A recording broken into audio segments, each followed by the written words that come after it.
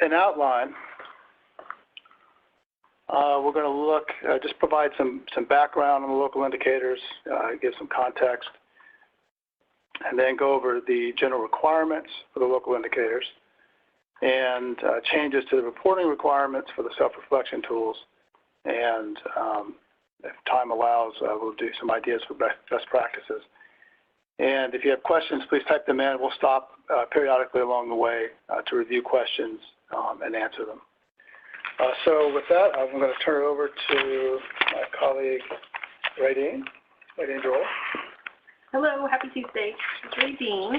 To begin the webinar, I will be providing some basic background information and context around the local indicators.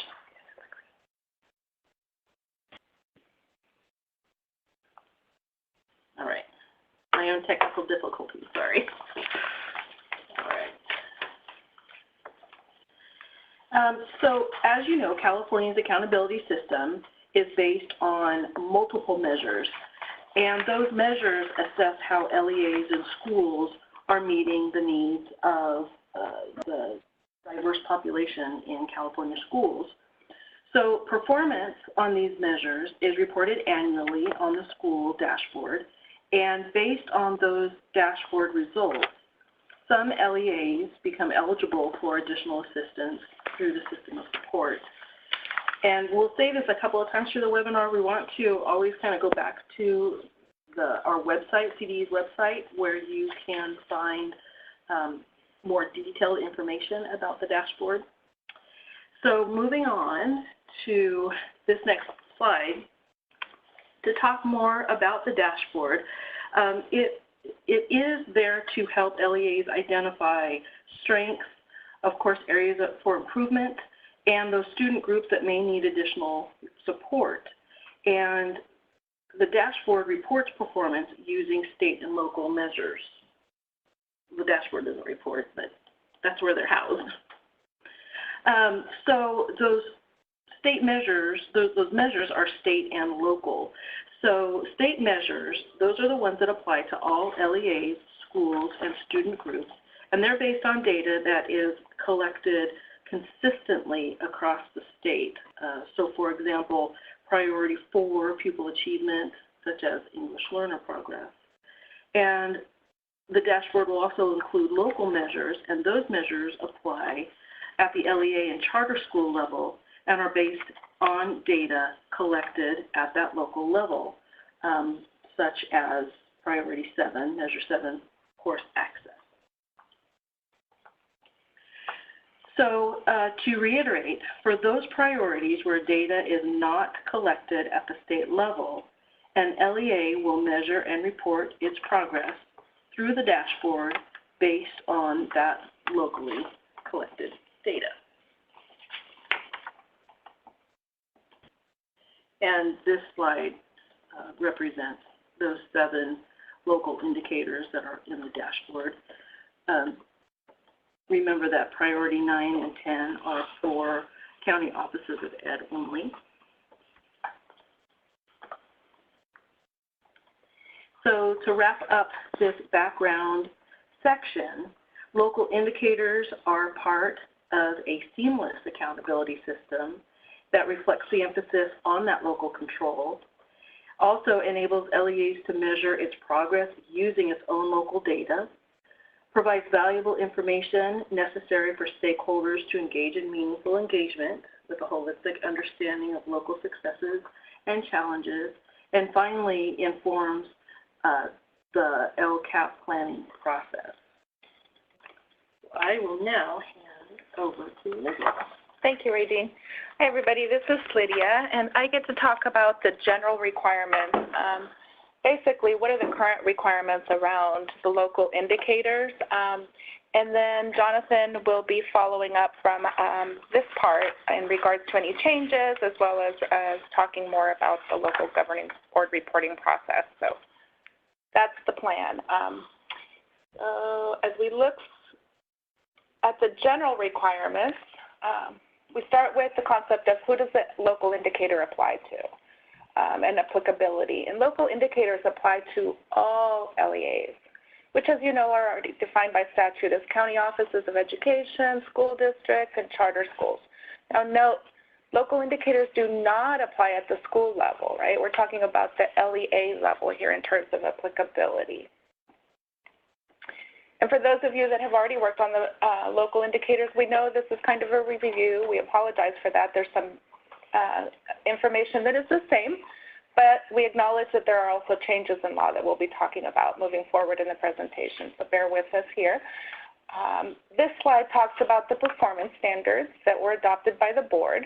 The board adopted and approved performance standards for local indicators that require an LEA to do these three things annually. So each year, an LEA is to measure its progress using local data, and you'll hear us saying that over and over again, but that's acknowledging the local control aspect and the concept that Ray Dean started with in the beginning of the presentation, whereas some of our measures are local measures and some are state measures. So step one, measuring its progress using local data as it states there, and then number two, in terms of a performance standard, is reporting the results at a regularly scheduled public meeting. And you can see that we've bolded that, as we often get questions about, does it have to be at a regularly scheduled public meeting? And the answer is yes, of the local governing board or body. Then in terms of the last one there, you see it's reporting the results to the public through the dashboard. And so these three are what we refer to, as we said, as the performance standards. The board also approved tools to help LEAs to engage in a reflective process using the locally collected data and to report its progress across each local indicator in the dashboard. Now you want to make the connection back to the third bullet in the prior slide that we talked about in the performance standards, where we said reporting in the dashboard. So the board, again, approved these self-reflection tools for LEAs to use, but they're using these and they're reflecting upon local data. So we want to underscore that throughout this presentation. Where are the self-reflection tools? Well, they're available on the California Department of Education's local indicator webpage. And if you go to that webpage, you can scroll down about to the middle of the page. You'll see a link that says Local Performance Indicator Quick Guide. And this document basically includes a compilation of all of the self-reflection tools. One of the things that we said in this presentation earlier is that we would be talking to you about existing requirements, but we would also be calling out where there have been changes in either the self-reflection tools or the requirements. Here is one place where we've had a change in the prior year. Those of you that participated in the webinar in March will recall that we rolled out the revised self-reflection tool for Priority 3. And while it isn't the focus of this webinar, it is important to acknowledge that, as it is a revised tool that is available and it is to be used for this year. And so we wanted to point that out. If you would like further information about this local indicator and you weren't able to participate in that first webinar, you're welcome to take a look at the webinar that's available in the local indicator webpage. You'll find a link. I think it says March 26, 2019 webinar. And you will be able to access the slides as well as the tool. Something that I want to underscore here is that these slides include some recommendations for best practice that are important to the conversation around the implementation of the self-reflection tool for 3. Those were developed in response to the comments that were made at the board meeting when the tool was adopted. So I encourage you all to take a look at that if you haven't done so already. And as you may see when you open up the self-reflection tool for 3, it has an explicit connection between the self-reflection process itself and the planning process. And that is, I think, a benefit of the revised tool. And it really underscores how the whole intent behind that is to use the learnings to guide the planning moving forward. And so that's just a note in terms of a change that occurred in the prior year. In general, the self-reflection process is not viewed as a solo exercise, I think, but rather as a collaborative process that inform future planning efforts.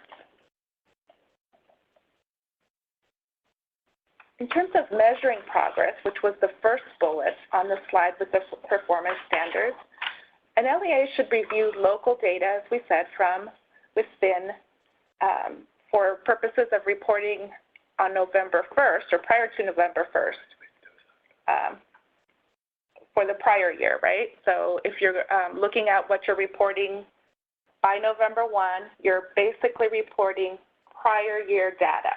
So we want to make sure that that part is clear to respond to the appropriate self-reflection tool of the local indicator. Then, along with the thought about the performance standard around measuring progress, we've provided you with some ideas for your consideration. These are possible things for best practices that you can take a look at. There may be more. We acknowledge it. This is just to get the conversation started. But you know, we really want to seek to find opportunities to meaningfully implement this whole process. And so how might that happen? What could be done? What have you already done to do that? And what can be learned from prior implementation efforts? Some ideas are posted on this slide. For example, as you consider what you're going to do for measuring progress moving forward, you might want to consider data collection and analyzation practices to make sure that those are reflective of the LEA as a whole. You may already be considering, you know, how you're looking at your data.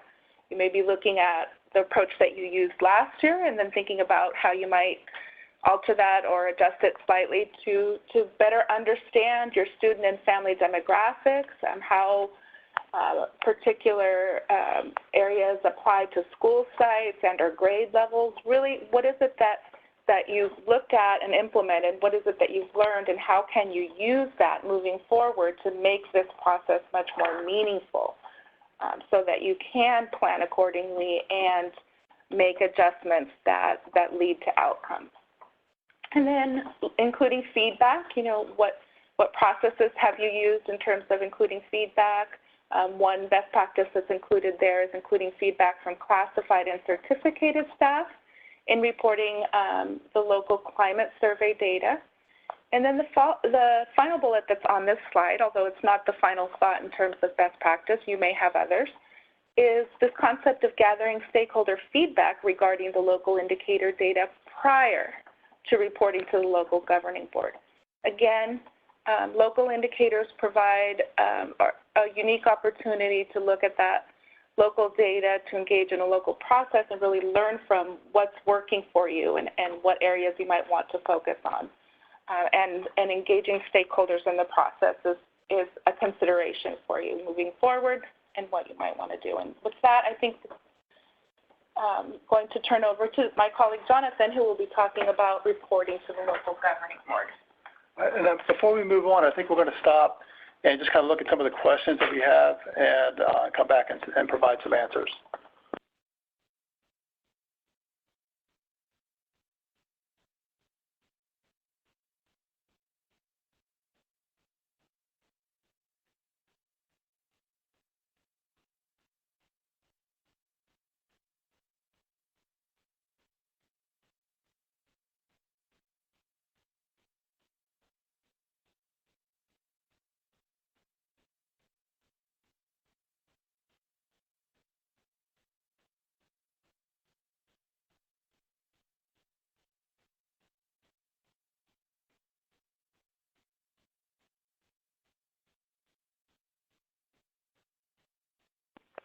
Okay, so there are a few questions about the availability of the PowerPoint for the presentation, and it will be posted on CDE's webpage on the Tuesdays at 2 webinar under the LCFF part of the webpage or website.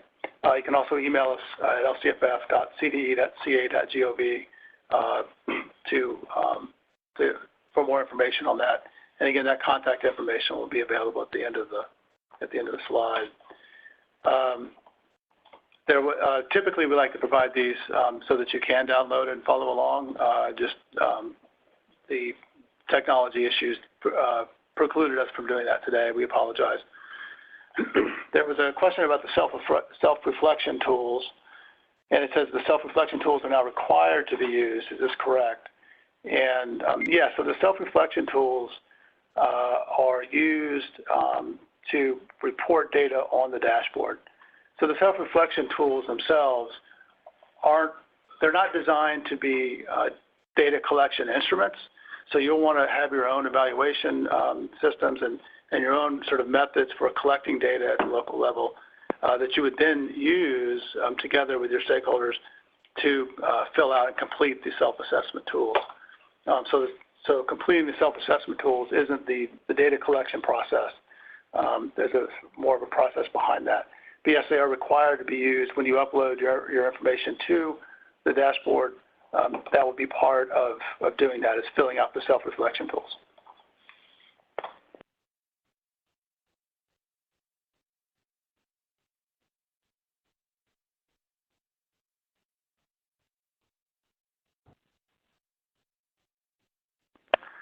There was a question there about reporting the results of the performance standards for the local indicators, and it asks whether or not the board needs to approve anything, or is it just an information item. And right, the requirement is that it just be reported to the board. There's no action required necessarily. It can be, it's a best practice to include it on the agenda as a regular agenda item to allow for public comment. If you put it on the consent agenda, then technically it meets the requirement of being reported, but then the stakeholders don't have an opportunity to see it or provide public comment on it.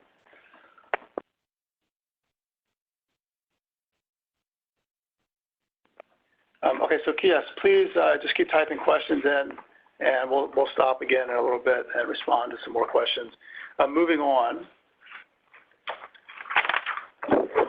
So we just talked about the first performance standard, measuring progress. So there's 3 performance standards, right? If you measure your progress, you report it to the local governing board at a regularly scheduled board meeting, and then you upload the results to the dashboard. You report to the public, through the dashboard, the results. And if you do those 3 things, right, those are the performance standards as approved by the State Board of Education. And if you do those things, then you get to say met on the dashboard. Prior to uploading the information to the dashboard, the information that's going to be reported on the dashboard must be reported to the LEA's to the LEA's governing board or governing body at a regularly scheduled meeting. That was part of the question that we just responded to. There have been some changes to this reporting requirement. So what I need here really is a graphic of a timeline. So bear with me as I attempt to explain it. So in the LCAP for the 1920 year, which is the LCAP that we're all currently operating under, the local indicators may or may not have been done at a particular LEA prior to the development of that LCAP and the adoption of that LCAP. In fact, the reporting deadline for that is November 1st for these local indicators. And the idea is that local indicator work would have informed the development of the 1920 LCAP. But because the reporting timeline window to the dashboard and the July 1st deadline for the adoption of an LCAP are sort of out of phase, that hasn't happened. And so that the new statutory requirements are designed to address that. So now the next LCAP that we do for the 2020-2021 school year, and that's the one that we'll be developing in this coming spring. For that LCAP, the governing boards or governing bodies must review any of the data that's going to be publicly reported for the local indicators, and it has to be reviewed in conjunction with adoption of the LCAP. So that means that the work that you do to collect your data and measure your progress, and right, measuring progress is the first performance standard, the first of the 3. To do that work, you'll want to do that. You'll need to do that prior to adoption of your LCAP at the local level, so that data collection process can inform the development of the LCAP. The window to upload this information to the dashboard has not changed, but it'll just be, you'll have it done, before then, in conjunction with the LCAP. So in order to report your information for the local indicators on the dashboard, every LEA will need to have a dashboard coordinator, and the superintendent or the charter school administrator will assign or designate an employee of the LEA to be the dashboard coordinator. And there's the link for it, coordinator.caschool-org/pound/application. The deadline for an LEA to submit results for the current window that we're in is November 1st, 2019, at 5 p.m. And ideally, that would reflect the data from the 18-19 school year.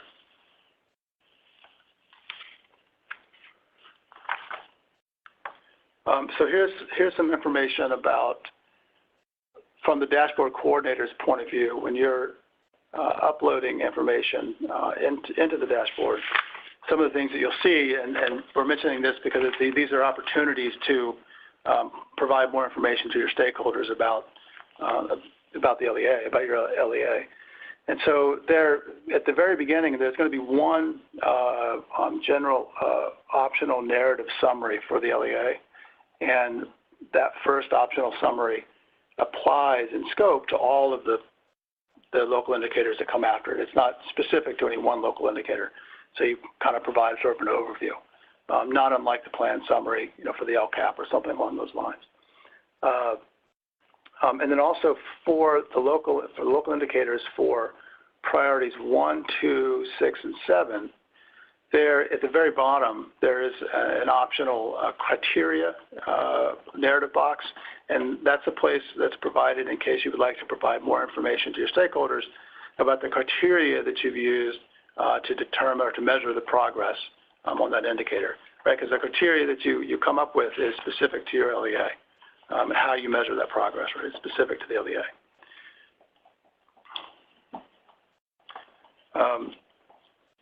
Some things to consider in terms of best practices for providing information or uploading your local indicator information to the dashboard.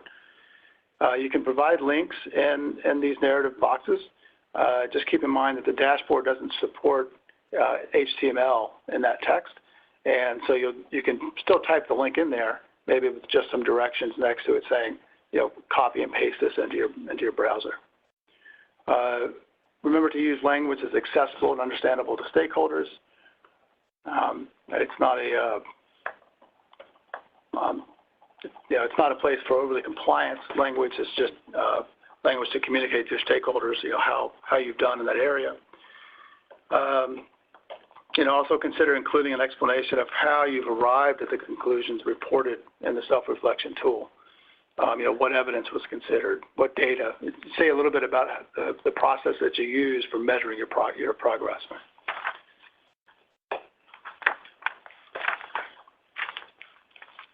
So if you complete the self-reflection tool, right? First, we should go in order, right? If you measure your progress, and then you report to your board as appropriate, as required, and then you complete the self-reflection tool on the dashboard and you upload that.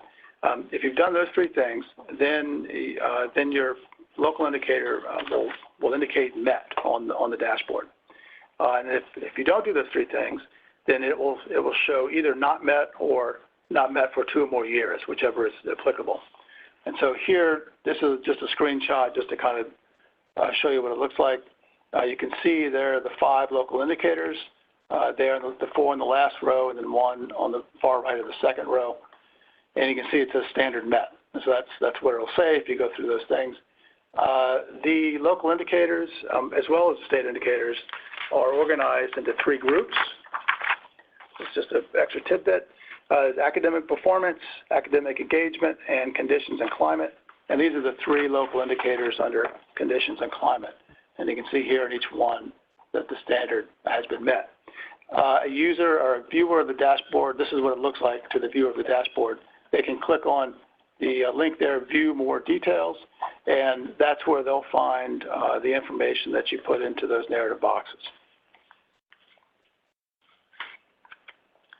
This is a infographic just to remind us of the various factors that go into the development of an LCAP. Because it is a continuous improvement cycle, you do want to incorporate the lessons learned from the prior year. Your stakeholder engagement, right, is necessary. And then the work of the local indicators, and that's kind of what we've been talking about, is the process that you use locally to measure your progress in those areas and to collect that data and use that to inform the LCAP. And then the state indicators, which is based on data that is ultimately derived from the local level. It's just reported to the state. It's collected in the same manner, right, across the whole state. And so the state indicators are based on data that is comparable from one LEA to the next, whereas your local indicator data isn't necessarily, right? For one LEA to say met, might mean more or less than what another LEA has done, right, in order to get to met. And then the local data, and the local data is kind of really what goes into the local indicators, as well as other data that you collect, right, to inform your planning process. One note about the data behind the state indicators. So in LEA, you have your data. As I mentioned before, ultimately it is locally derived data. It's because it's data about your LEA. So you have access to that data. So when you're doing your annual update part of the LCAP, you don't need to wait for that data to show up on the dashboard and be reported in order to incorporate it into your LCAP, because otherwise you'd be 2 years behind, whereas you just want to be 1 year behind the current LCAP year. So having good processes in place to process your data at the local level in ways that you're not waiting for the dashboard to report it out.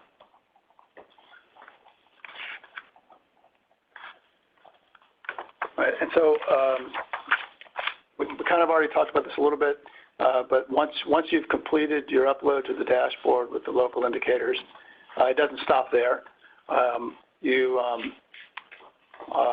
want to incorporate that data into your planning process. That sort of goes, on a year-round basis. So that's it for that part of it. We're going to stop again. Here's our contact information, but we're going to stop again and go through some of the questions, and then we'll come back in just a couple of minutes to address them.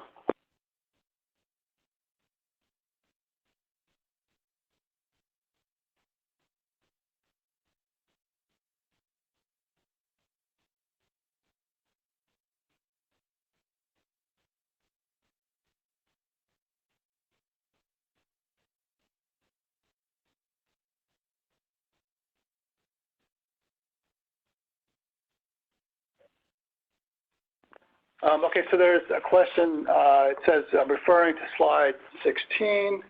And let's see, maybe we'll go back to slide 16. Can I do that? Oh, I just pause while we go back to 16.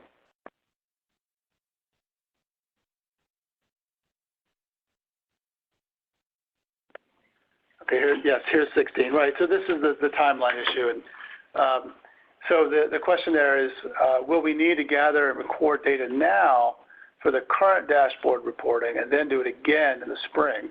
Or are we supposed to use this dashboard to inform the LCAP adoption process? So great question, perfect question. So ideally, the data, right, in an ideal world, right, obviously, the data that you would upload into the dashboard by November 1 for those local indicators would have been data collected in the 18-19 school year to inform, in the 18-19 school year to inform the 19-20 LCAP. But that hasn't worked out so well in implementation, hence the statutory changes. And so if you have the data for 1819, use that, right, to inform your local indicator work. Or if you need to collect the data now, that works, whatever you need to do. And then consider using the data that you collect, that you've already collected or you're collecting now at the last minute to complete the local indicator work that's due by November 1st. Consider that as an opportunity to create a baseline. And then in the spring, in the development of the LCAP, yes, you'll have to do it again. And that work will bring the local indicator work and the development of the LCAP into phase, so that you're measuring your progress in these areas while you're developing your LCAP.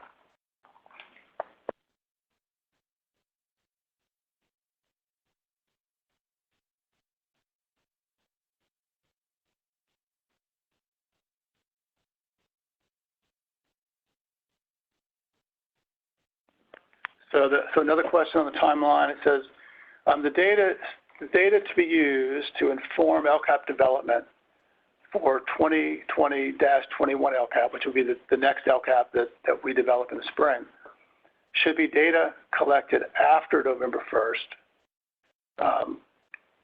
or could it be as old as last year, data from 1819? So if we're developing the 2021 LCAP, and we want to reflect on past performance and look forward to the goals and the actions and services that we develop and that we will implement in the 2021 school year, it seems to me that you would want to use the most recent data that you have available. When you report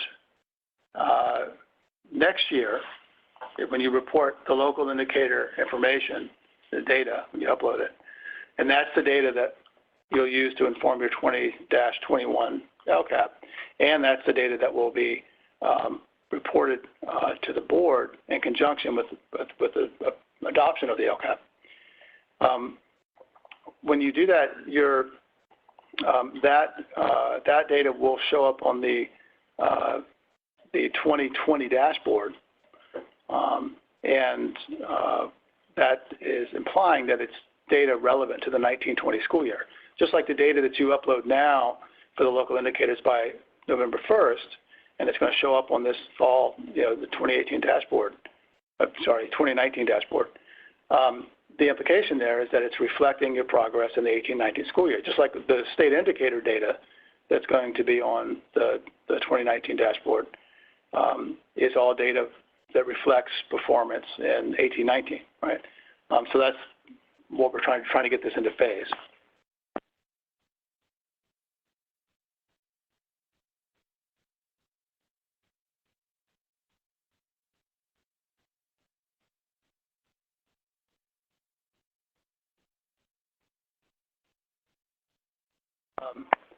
So let's see, so there's a question here, another timeline question. It says, we have used fall information in order to be as current as possible in the past for our local indicators, which we are in the process of collecting and completing. Are you suggesting we should be using prior year data information? So the ultimate suggestion, I think, which is reflected in the new statutory changes, is that the data that you use reflects the relevant LCAP year, right? So if you haven't done your local indicator work yet, the local indicator work that would have been done in the spring or last fall and sometime during the last school year to inform the development of your 1920 LCAP, if you haven't done it yet, then your only option is to collect data, currently, unless you have access to other data that if you can retroactively go back and collect. So whichever data you have to use, use it as appropriate, and consider that as the development of a baseline. And then from here on out, you would do your local indicator work. You're measuring your progress during the school year. So now that we're in the 1920 school year, we can be working on measuring our progress in the local indicators and collecting that data over the next few months and through into the spring. And then we have all this data that we can then sit down and use to inform the development of our 20-21 LCAP.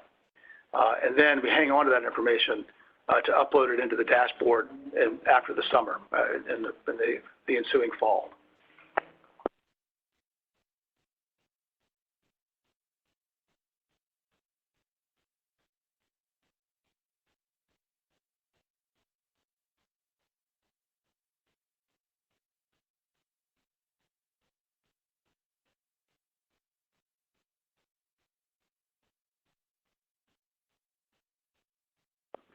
So there's a question here about how the local indicators were presented to the board. Was it done in November? And so if they do have to be reported before they're uploaded to the dashboard, so if they haven't been uploaded, if they haven't been reported to the board yet, then you'll want to make sure it's done at a regularly scheduled board meeting before November 1st.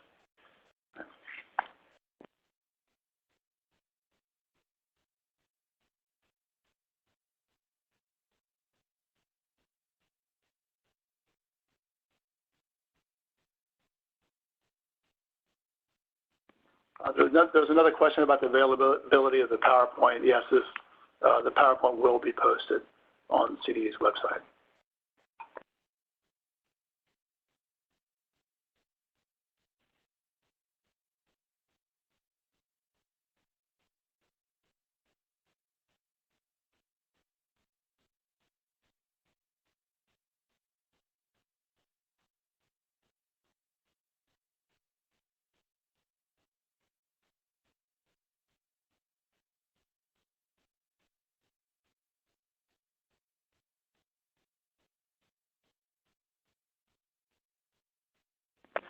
Yes, so there's a question about how do you know if it's met, because you no longer can check met.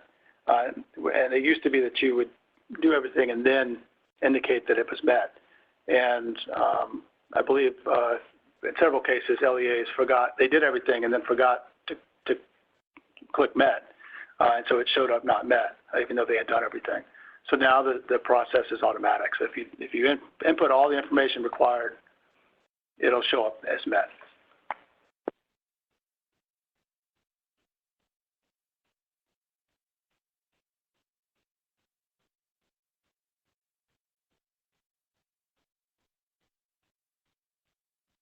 So there's another timeline question.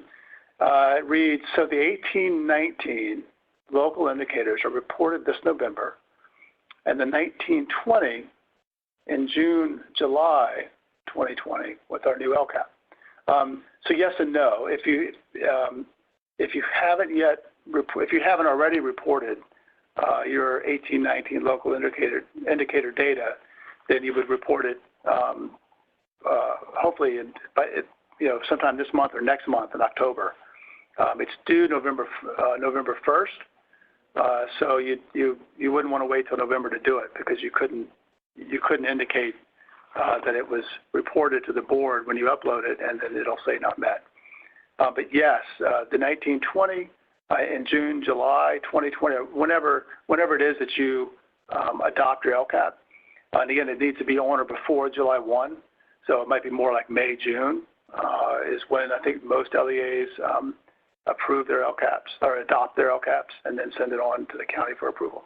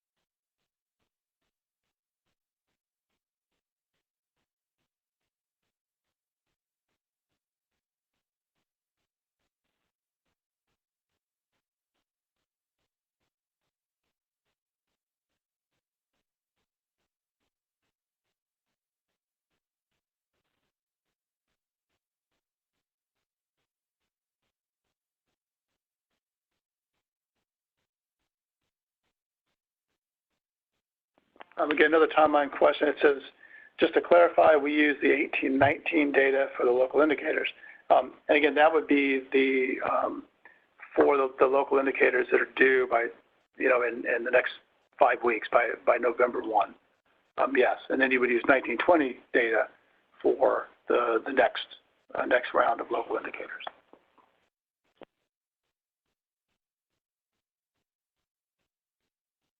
Another question there, timeline. Are we bringing the same local indicator data in June as we are now? And so it would seem appropriate that you would want to collect 19-20 data relevant to 19-20 to then report to your local governing board or governing body in conjunction with the adoption of the LCAP, because that's the data that you would want to use to inform the LCAP.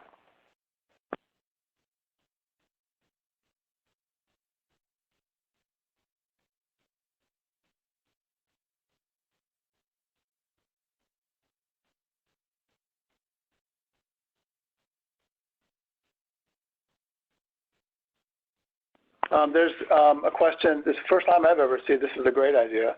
It says, since this is not being recorded, could you please go back through the slides and give us time to screenshot the slide? Then we use it as a reference right away. Thanks so much. So I think what I'm going to do is I'm going to keep going through the questions like I am now. I'm going to hand the remote over to someone who's going to go back to the first slide, maybe count to, how many slides do we have? 23. So maybe they'll count to like 8 or 10 or something, and then go to the next slide. And that'll give you an opportunity to screenshot it.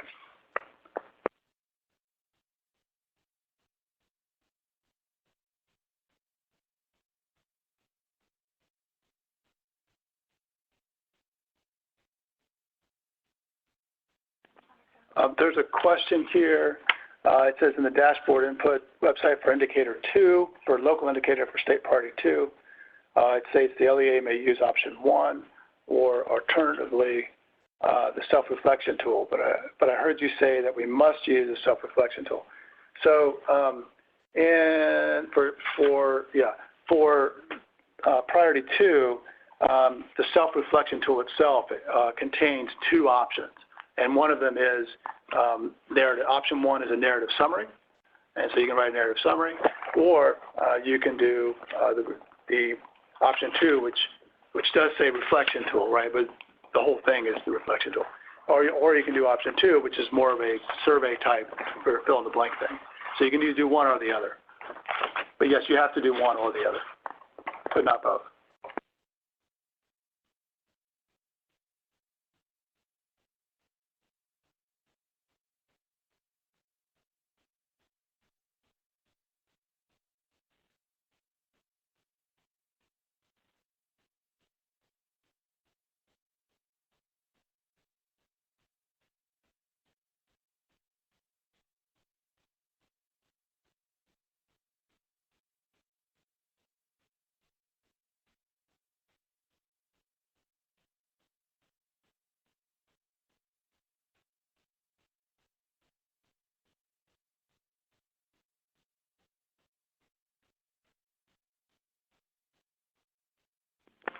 So there's a comment here. I think this is an important comment. It says the proposed timeline doesn't really work in practice. We will use our fall data as reported in the dashboard and working with our stakeholders. This process begins in the late fall. Waiting until spring to inform the next year's LCAP is not practical. So that's interesting. So every LEA, right? You have your own timeline for the development of the LCAP as is appropriate. For the local level, and so when within that school year, within the academic year that you collect that information to develop your LCAP is a local decision, and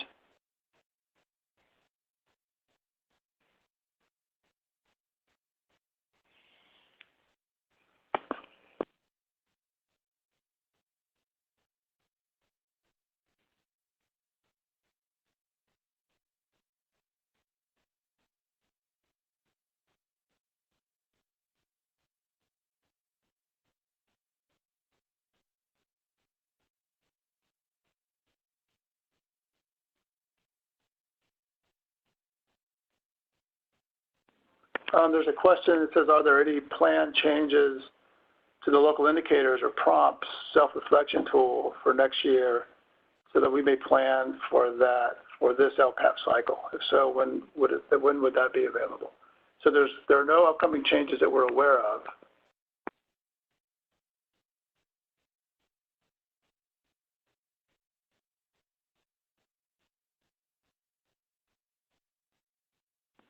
There is, this is a little far afield, but not for 2021, but for 21-22, there's going to, the performance standards as approved by the SBE will require school level data to be incorporated into that. But that's down the road.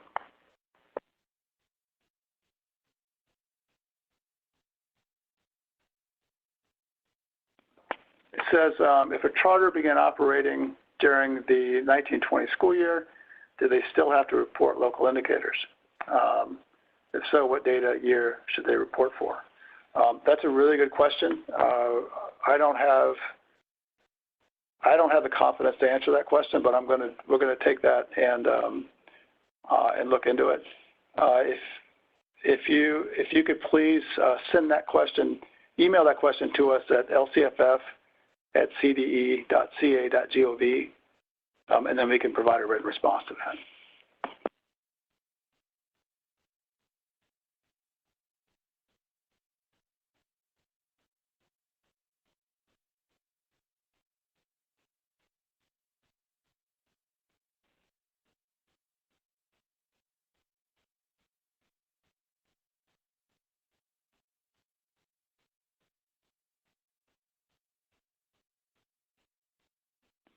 There's a question about this process.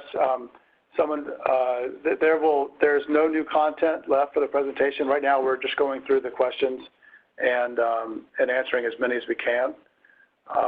So if you have more questions, please stay tuned. We'll go through them and answer them. If not, there is no more slides in the presentation. What you see now with the slides rotating is someone had asked if we could rotate through them so they could screenshot them, so they could have access to them now and not wait for them to be posted. So that's what you're seeing now, as we had mentioned a few minutes ago.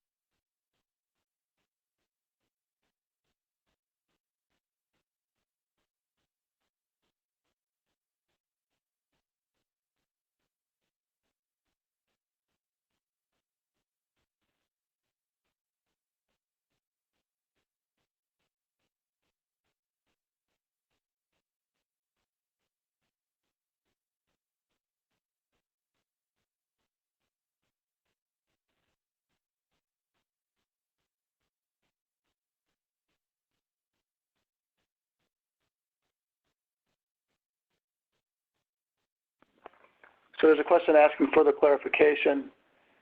It says, if we're essentially gathering twice the data this school year around local indicators, will the approval of the spring data with the LCAP count as our board approval for the same data when it's time for the fall 2020 dashboard?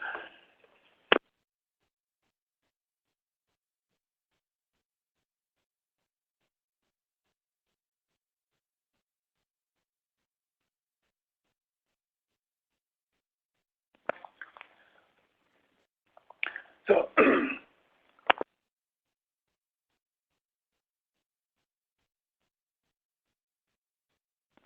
okay, sorry about that. I lost my voice for a minute.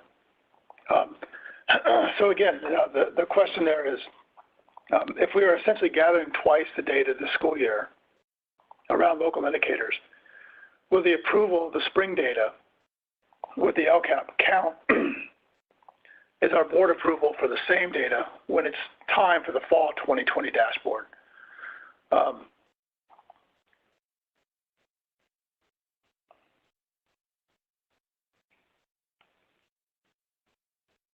So the way I understand that is if the data that you collect to measure your progress to inform the development of the 20-21 LCAP,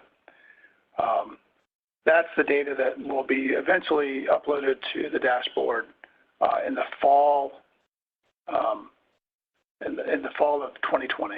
So after that 2021 LCAP has been adopted and approved by that time.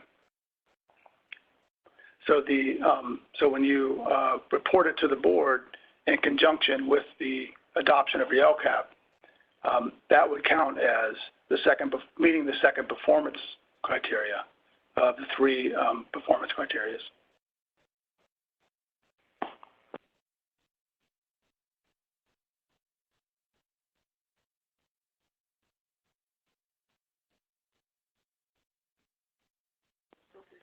Okay, so we still have questions. My voice didn't scare anybody away, apparently. We still have a lot of participants, so we'll keep answering questions as they come in.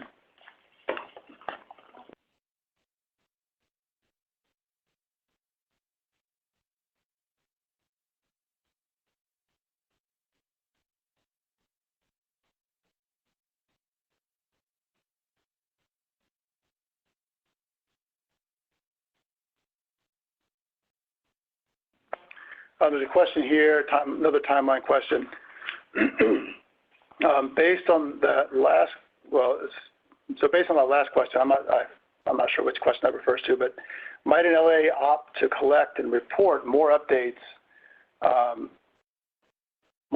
data in the fall, upload that so the posted local indicator reports are more current, or must they report on 18-19 school year? No, there's no requirement here in terms of where that data, is, how old it is or new it is. The intention is that the collection of the local data, to measure your progress for the local indicators, be in phase with the development of the LCAP. And moving forward, now that there's a requirement that be the case. But looking back, if the local indicator work hasn't been completed yet, and you're just measuring your progress now in order to meet the November 1 deadline, then that data can also be used. It's a good opportunity to use it as a baseline. You can report fall 2019 data that you're collecting now for by November 1 for that deadline, and use that as a baseline, and then start the process over again through the winter and spring. And collect data and measure your performance and see if there's any gain being made, and you can use that to inform the development of the LCAP.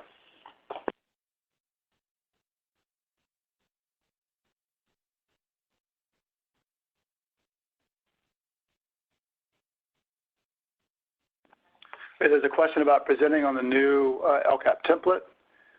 Yes, there will be presentations on that for sure. The LCAP template will must be approved by the SBE no later than January 31st, and so once it's approved, then we can provide presentations on that.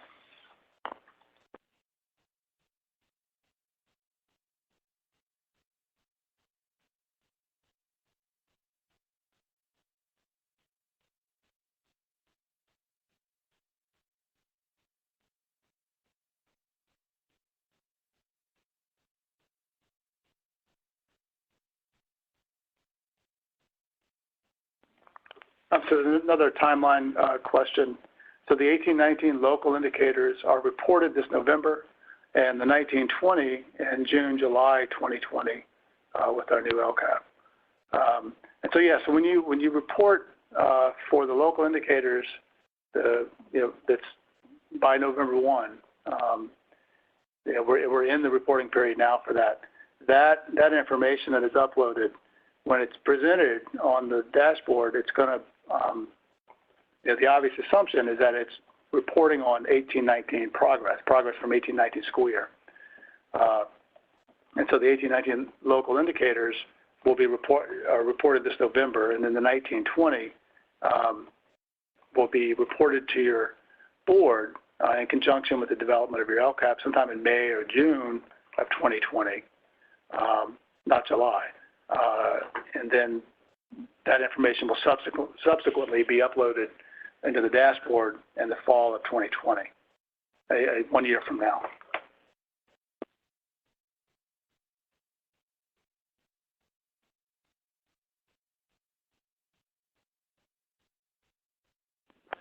If we've seen requests to go back through the slides again, so we'll do that. We'll start over now and do that again.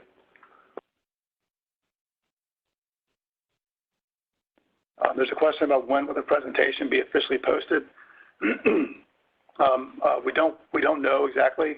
There's a certain process that it has to go through in order to meet requirements, and then it will be posted.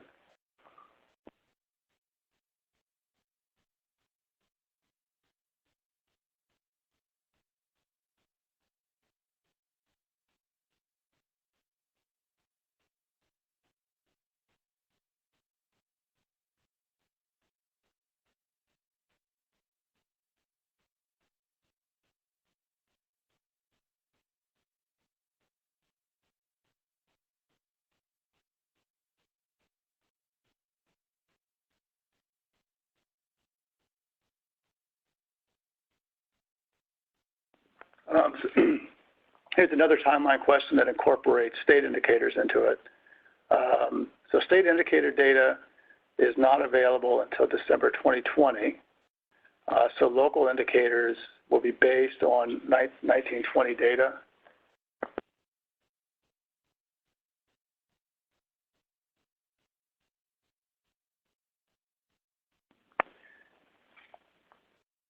But LEAs will use 18-19 state indicator data for the LCAP. Is this correct? So the first part of that, it says state indicator data is not available until December 2020.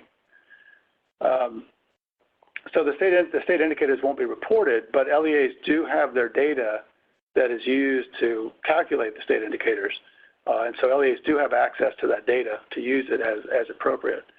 So local indicators will be based on the 1920 data. So for the local indicators that will be reported on the December 2020 dashboard, right, will be based on 1920 data that you're collecting now and throughout the school year, which is the data that will be reported to your governing board or governing body in conjunction with approval of the LCAP on or before July 1, right, of 2020.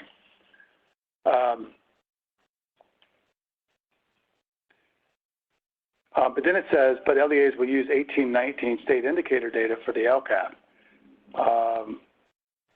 If we're talking about the development of the 2021 LCAP, then 1920 data will be used to, in the annual update. But the 18-19 data might be too far afield. So remember, the LEAs have access to all the data, right? That's how it initially gets uploaded and provided to the state.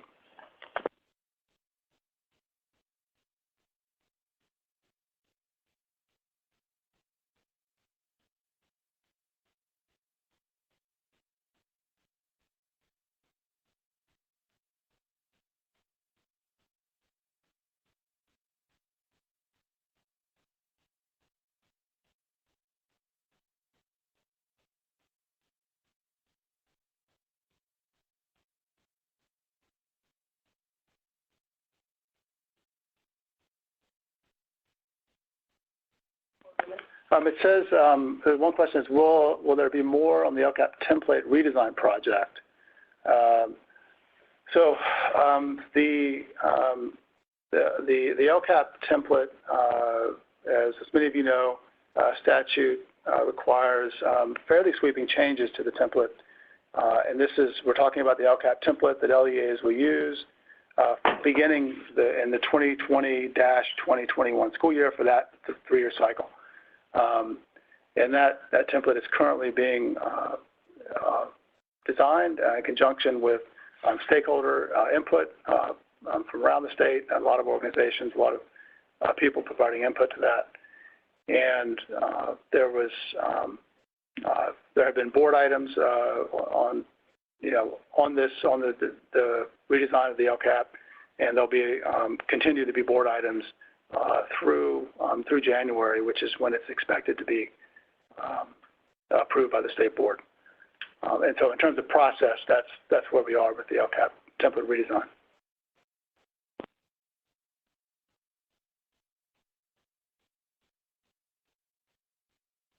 So it's 3 o'clock, so we're being told to end the webinar. Again, if you have any more questions, could we go to our contact info slide? If you have any questions, please email us at lcff.cde.ca.gov. And one good thing about sending us an email is that we can then respond to you directly on that issue, and usually provide you with a written response, which can be more helpful sometimes. Okay, have a good day. Thank you for tuning in, and hope to talk to you later.